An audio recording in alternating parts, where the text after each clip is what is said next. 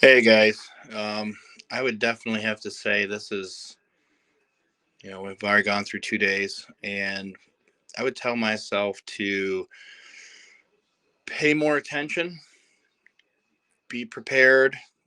There's so much information, way more information than you ever expected to happen, or, even dreamt of being able to imagine could be in such a short seminar. I mean, honestly, it's very, very um, detailed, and it's already opened my mind to far greater possibilities than I thought that I would have. And it makes you think big.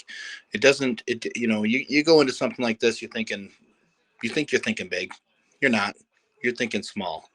Now, after talking to Damon Diego, you realize you are thinking small, very small scale.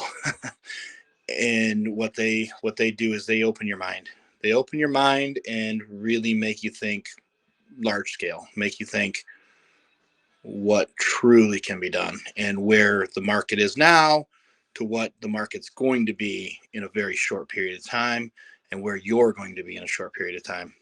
So think about that. And I mean, I still got one more day left, and that's where we are right now. So thank you guys very much for all of your support, and and all of your knowledge, and I greatly appreciate it. Thank you.